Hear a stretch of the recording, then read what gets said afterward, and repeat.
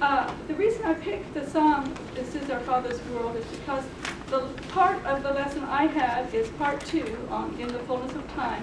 And it's going to be talking about different religions that were in the area at that time.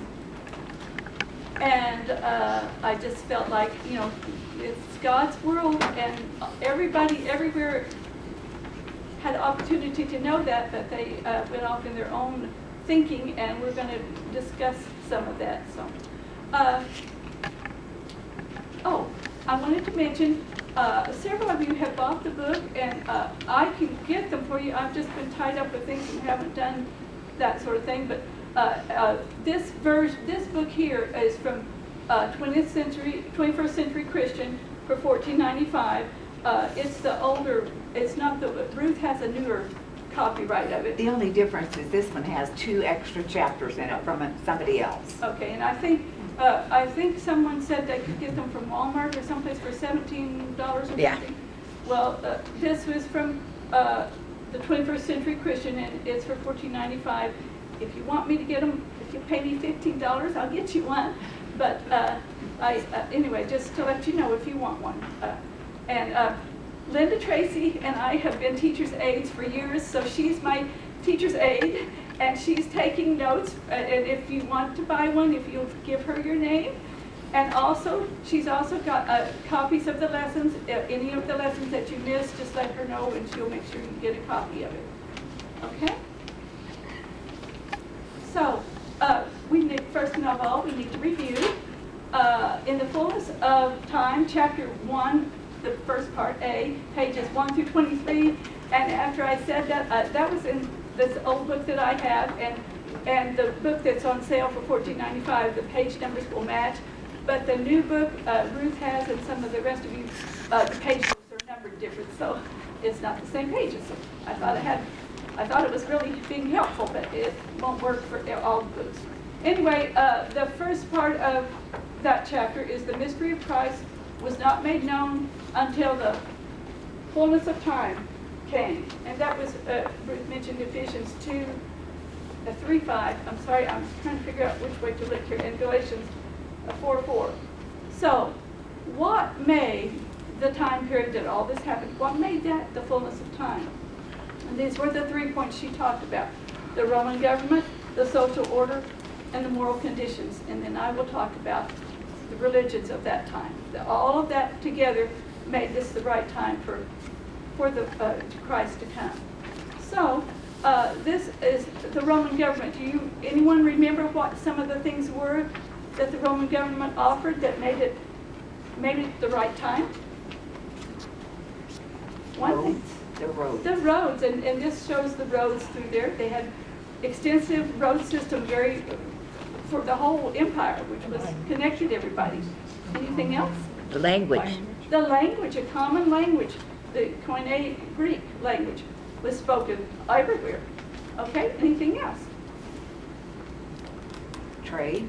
A trade. Okay, you're doing really good. So I'm going to go ahead and click on this. These were some of the things that were listed, and I think you've mentioned most of them. Slavery. Some of those were good. The common coinage and the language and the roads. That was all made it really good. But also there were some bad things that caused it to be the right time, and that was the slavery and the burdensome taxation they had. So that's some things about the Roman government that we learned last week. And then we talked about the social order. And I didn't really remember this. Of course, who's at the top of the social order?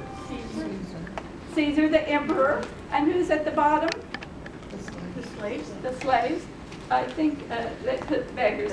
This was, I don't know where I got this one from. But anyway, the slaves were the biggest. Moses said the majority of the people were slaves. And then we had the moral conditions. Debauchery and wickedness in the pagan temples. Divorce was commonplace for any reason. Abortion, destruction of infants and sickly children was extensively practiced. Suicide was common. And, the gladiators, the bloodthirsty, I mean, killing was not thought of as any, it was entertainment. So those were all things that made it the right time, for Christ to come. So now today we're going to talk about religions, and these are the topics that the book has listed that we're going to discuss. The mystery religions, Zoroastrianism. I listened to that, and I'm sure I'm saying it right, but it's like, okay, that's a strange name. Mithraism, Roman religion, and then he goes into a little point on why Christianity could not have evolved from these. Some people want to say, well, Christianity has just evolved from all these different pagan religions, but there are reasons that would not make sense. Of course, the Jewish religion contributed a lot, and the Greek heritage contributed a lot. And we'll have a summary. That will be our lesson today. Okay, so the imagination of pagan superstition and idolatry was generally accepted. Most everybody believed that, was fine with that. Masses of the people were illiterate, maybe could read a little bit, but not write, or maybe not read at all. And the cults of that time were not mutually exclusive. You could believe them all. It didn't really matter. The mystery religions was the first one it goes into detail with, and this is due to the I am just not at the right place here to read this, so I'm going to have to, excuse me, I'm sorry. I'm going to be looking over my shoulder or standing in the way. Oops, oh no. What did I do now? It's back. It's Back? Okay. Okay. Due to pessimism, despair, and insecurity of existence, many felt that the world was essentially evil. Mystery religions claim to provide the secret to real life. They had different ceremonies that they would practice, emotional experiences. Outward ceremonies consisted of bathing, fasting, animal sacrifices, midnight processions, drugs, intoxicants, whirling dances, all sorts of things that was meant to free your soul from your body to unite with the universal spirit. So really odd, but you stop and think about it. They did have a concept of something beyond themselves, of the spirit and the soul, different from the body. So those things, I think as we go through this, we'll find that most everybody has some concept of something beyond yourself, which is, but it's how we take it and where we go with it that makes the difference in what we believe. Then there was Zoroastrianism. I've never heard of this before. I don't know if any of you have or not. Anyway, it was common practice during the time of Christ. It was came from the land of Persia about 500 years before Christ. And I put the map on in case, well, where is Persia? Okay, that's right over here. So kind of where, is that Iran? It's current day Iran. That's what I was thinking. That's the area that this religion originated. There was an all-wise God with angelic beings who were opposed by a devil or evil spirits. It presented a system of good and evil, of guilt and merit. So those were things that Judaism, Christianity have. Men would be accountable for their sins and blessed for goodness. They believed that there would be 3 saviors to be born of virgins 1,000 years apart. They had a priestly class, later known as the Magi, which some think that was the ones that came to see Christ in Bethlehem. They had outdoor altars on which the fire of the god was always lit. Then there was Mithraism as an outgrowth of Zoroastrianism. For a time, it rivaled Christianity. the god Mithra was god of light through death and resurrection. So see some similarities here. Was supposed to be able to cleanse sinners and support the weak. He was the most honorable of the pagan cults. They worshipped in cave temples, had a communal meal and initiation through 7 stages of an astrological themed hierarchy. That wasn't in the book, but that was in some of the studying. I thought that was interesting, the astrological, because I've heard of that sort of thing. Linda, is that where we would probably get the zodiac sign? That's what I thought. I thought, well, could have been. I didn't go into that, but you might look that up and see. Well, wasn't that a problem back in the Old Testament, that they were worshiping the stars? And Right. there was quite knowledgeable about. Right. And that's why the Magi, followed the star, because they had studied those. Yeah. They had a priesthood and a miraculously born Savior. A major part of Mithraism was Mithra's sacrifice of a bull to establish a new cosmic order. Anyway, let's see, where that? Okay. Somewhere here, and I'm not sure where I put this, I may get it later, but the only ones he talks about are these. The mystery religions, Zoroastrianism, Mithraism, and the Roman religion, which we're going to talk about next. But I was thinking, what with all the Greek mythology and all the Roman mythology and Buddhism and Hinduism. So I made up this little chart and put it on the back of your things. This is from research, basically from worldhistory.org, the timeline on religion, but then I looked up all these different religions and wrote down some things about them. So I just, to me, it was interesting how people come up with all these strange ideas. We'll talk a little bit more about that later, but that's just a reference thing if you're interested in. I was interested in it. I thought maybe some of the rest of you were. Anyway, Roman religion. Let's see what Mr. Mattox says about that. Every person had to participate in the religion of the state. They could take part in any other religion they wanted to. The temples the Roman temples were fine, very well, and they were supported and paid for by the state. So it was like a church that the state paid for to have it. The top officials in the government were lots of times acted as priests. The average Roman expected the state to deliver them from physical evil. This is their religion, so the government is part of it. They should be able to take care of everything they needed. So what does physical evil mean? I guess anything that happened, any sickness that you had or whatever, I don't know. That's a good question. Let's see what he said. He says, the average Roman looked for some deliverer to bring peace and happiness. After Augustus, the emperor was looked upon as this deliverer, and the state was expected to deliver all from physical evil. Every person was expected to take part in religion of the state, although he did not exclude others. Okay, it doesn't say in his reading here exactly what physical evil that is. I would think anything that happened to you that was bad. I don't know. People doing mean things. None of this could bring personal satisfaction or moral improvement. And of course, the government wasn't able to do that, so they were not satisfied with that.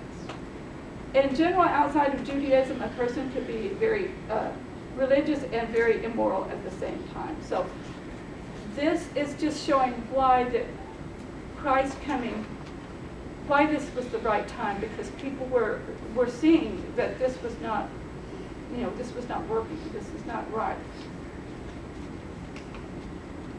Okay, here's the chart I put, and I just thought, I thought it was interesting, but anyway, 4000 BC was the earliest Egyptian myths recorded, so,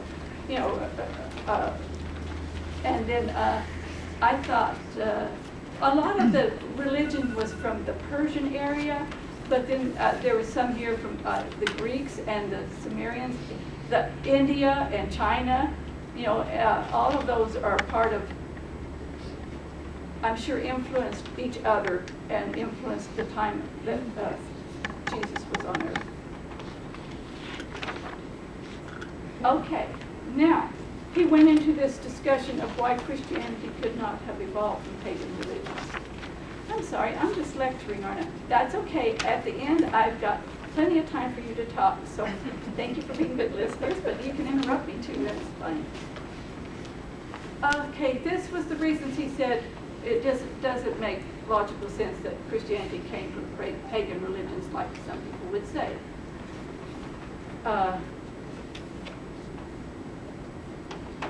Christianity is based on historical fact. The pagans had their myths, but Christianity had their facts. The miracles and resurrection of Christ were first preached and had their greatest influence in the very location where they took place. Pagans in general had no concept of guilt or God's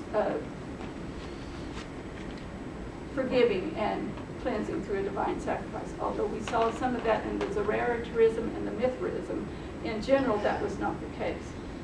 These ideas are definitely the heart of Christianity. Christians were conscious of the great difference between themselves and others and stood against all other religions with uncompromising opposition. Christianity grew stronger under persecution and finally overcame pagan religions. Christianity, Christ crucified was to the pagans foolishness, but to Christians it was their hope of glory.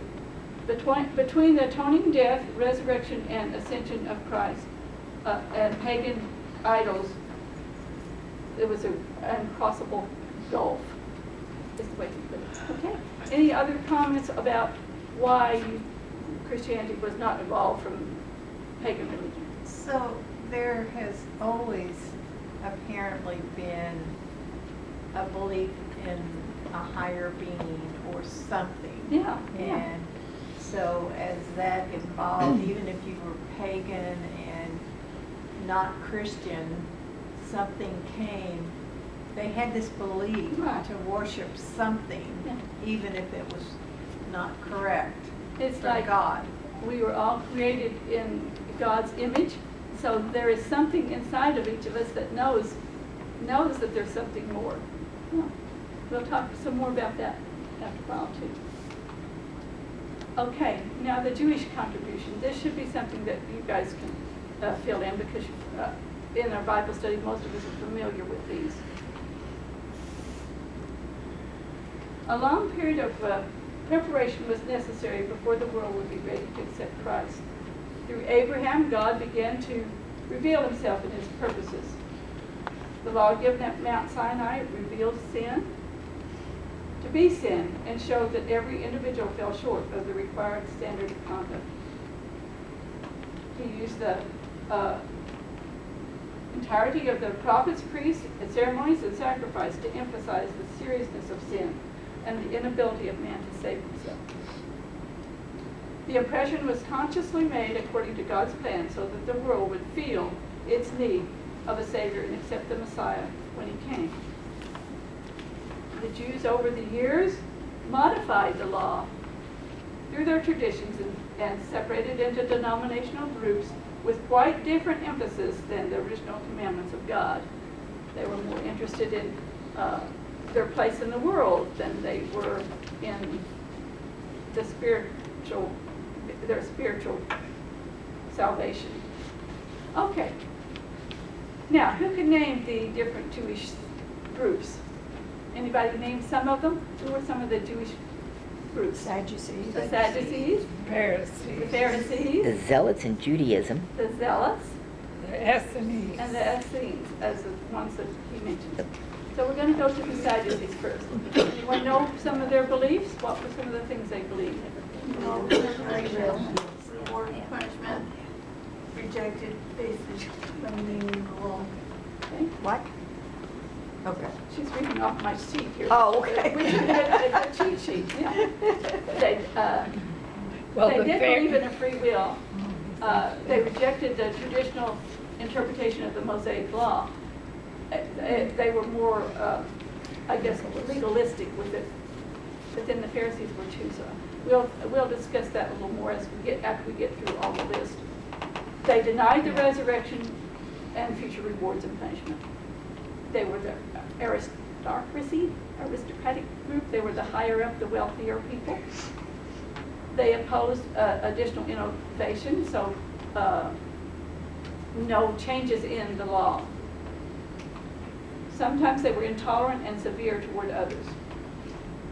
They were the high priest who condemned Jesus, and they were the first to persecute Christ, mainly the Christians, because they didn't believe in the resurrection. And here these people were saying that Christ rose from the dead, so naturally they would persecute them. Okay. Linda? Yes. Is this in the New Testament, these, What they believe? yeah. No, this was from his book. And then I've got another thing here that I got from the Jewish, what is it? Jewish Virtual Library. So this, they should know Okay. what their people believe. So Yeah, because I don't recall ever Yeah. getting that Yeah. from the New Testament. Except that we knew that they didn't believe in the resurrection. Yeah. I mean, it tells us that. But the rest of those, I wouldn't have known either.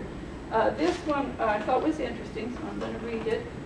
The Sadducees were elitist who wanted to maintain the priestly caste, but they were also liberal in their willingness to incorporate Hellenism into their lives, which just meant the Greek influence. They wanted the prestige of the Roman Empire and to be thought up, So they accepted some things on that line, but they didn't accept changes in the scriptures. So, and of course the Pharisees definitely opposed the Hellenism. Sadducees rejected the idea of the oral law and insisted on literal interpretation of the written law. Consequently, they did not believe in an afterlife since it is not mentioned in the Torah. And I was thinking, that's the Torah, of course, with the first 5 books of Genesis, Exodus, Leviticus, Numbers, and Deuteronomy. I had never thought of them not mentioning that. That would be, and it may be something that was mentioned that just they did not think of it in that term. So, but anyway, that'd be something for you to research in yourself, read through and see. The focus of the Sadducees' life was rituals associated with the temple. They disappeared around 70 A.D. And why did they disappear around 70 A.D.? What was the destruction of Jerusalem? Yeah, the temple wasn't no more. So anyway, and we know little about them because they didn't have a lot of writings about them. The most we know comes from what the Pharisees said about them. They served in the great Sanhedrin, and I think most of us knew that too. The Pharisees and the Sadducees were part of it, which was a court of 71 men who were responsible to interpret the civil law and religious law. The question I have is, I don't understand exactly. It said they were strict interpreters of the law, but then again it was the Torah. Maybe, I don't know, I guess they accepted the prophets. It didn't really say one way or the other, but they didn't accept the oral law, which is what we'll find the Pharisees, talking about. What are you thinking of when I'm saying the oral law? Ten Passed Commandments. down by generations, Okay. written, talked Right. about. Okay, so there was the law that was given to Moses that Moses wrote down. Then there was the oral law that the people interpreted it and wrote down also later, but most of it was things that had just talked and passed down. So the Sadducees didn't accept any of that. So kind of like from tradition then, it sounds like. They didn't accept any of those traditions. They accepted what? But then again, you look at how they followed that, and it doesn't make really any sense if they were really strict on the Torah, on following it, but their lives didn't seem to show that to my understanding. Anyway, the Sadducees, they were a big influence. And next comes the Pharisees, and this is what our book says about them. They attempted to reform Judaism by traditional treatment of Scripture. They held to much oral tradition as well, as which they believed was given at the same time as the law. So they believed there was other things that were said that weren't written down. They tended to put legal purity above morality. Declared that the law lacked some things and put their learned men above the priest. They were devout in outward manifestation of prayer and the doctrine of resurrection. Their conflict with Jesus was mainly over interpretation of the law. And this is what the Jewish Virtual Library says about them. The most important of the three were the Pharisees because they are the spiritual fathers of modern Judaism. This main distinguishing character was a belief in an oral law that God gave to Moses at Sinai along with the Torah. The Torah, or written law, was akin to the U.S. Constitution in the sense that it set down a sense of laws that were open to interpretation. The Pharisees believed that God also gave Moses the knowledge of what these laws meant and how they should be applied. This oral tradition was codified and written down roughly 3 centuries later in what is known as the Talmud. So I'd heard of that, but I didn't really understand that.